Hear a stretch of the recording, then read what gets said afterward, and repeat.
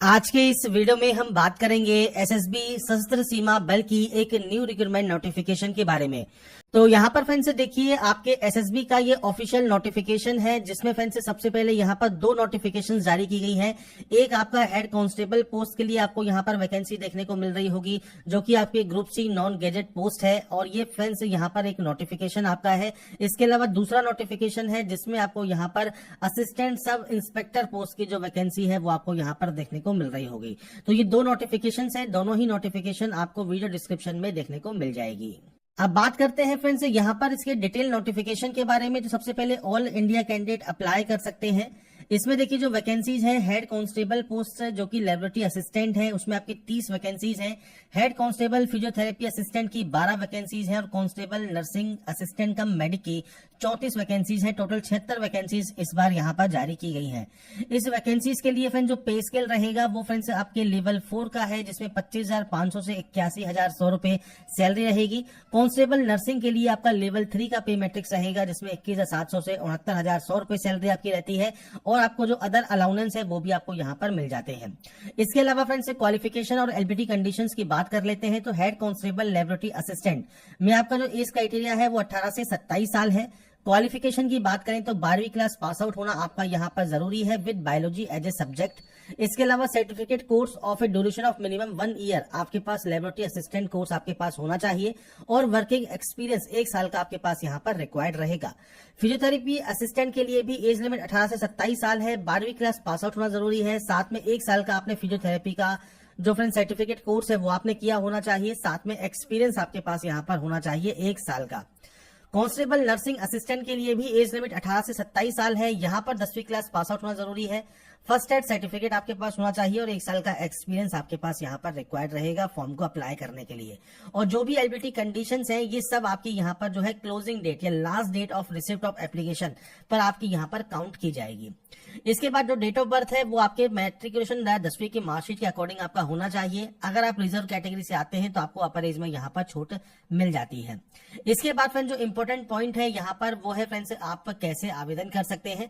तो इसके लिए सबसे पहले आपको एप्लीकेशन फीस पता होनी चाहिए। तो जनरल, ईडब्ल्यूएस और ओबीसी के मेल कैंडिडेट के लिए फीस है 100 रुपीज, जो कि आपको ऑनलाइन मोड में जमा कराना है।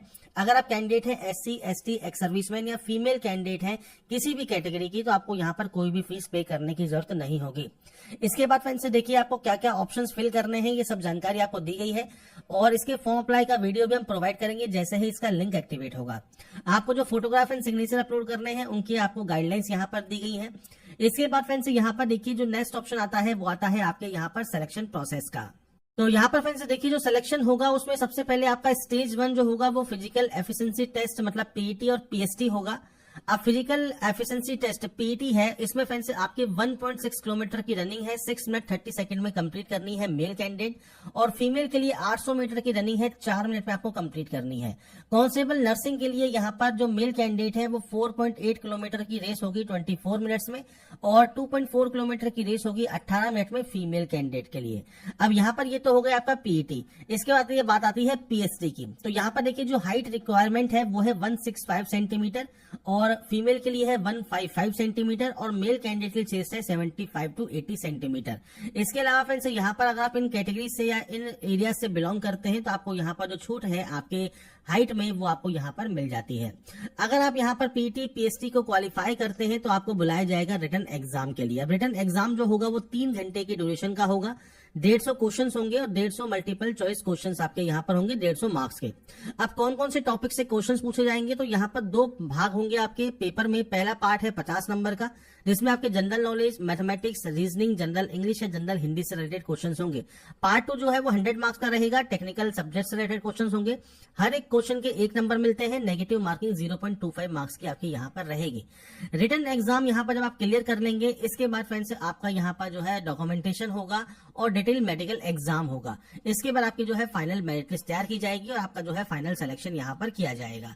तो ये नोटिफिकेशन है, और इसके अलावा आपको यहाँ पर जो भी आपके कास्ट सर्टिफिकेट्स हैं उनके फॉर्मेट फॉर्मेट आपको दिए गए हैं, फोटोग्राफ एंड सिग्नेचर जो एक्सेप्टेबल है वो आपको यहाँ पर देखने को मिल जाते हैं, जो कि आप यहाँ पर चेक कर सकते हैं।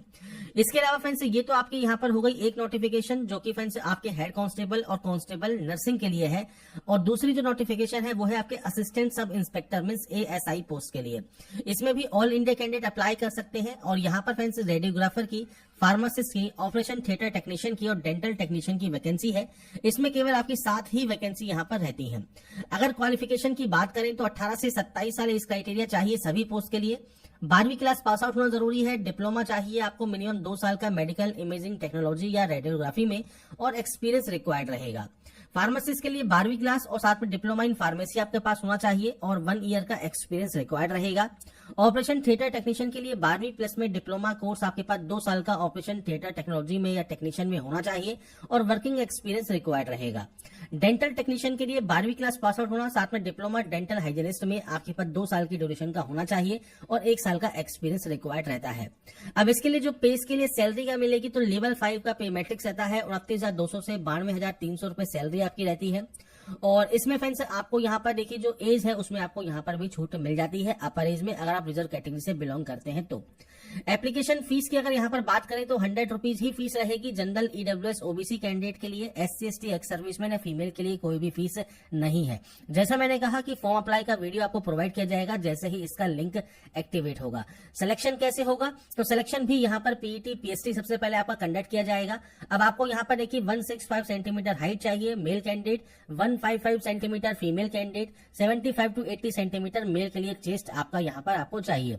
इसमें फ्रेंड्स आपका यहाँ पर देखिए जो इन कैटेगरी से बिलोंग करते हैं उनको यहाँ पर छूट मिल जाएगी। रिटन एग्जाम क्या होगा, तो यहाँ पर भी आपका 3 घंटे के ड्यूरेशन का एग्जाम है, 150 क्वेश्चन है 150 मार्क्स के। पहला पार्ट जो है 50 नंबर का रहेगा, दूसरा पार्ट जो है वो 100 नंबर का रहेगा।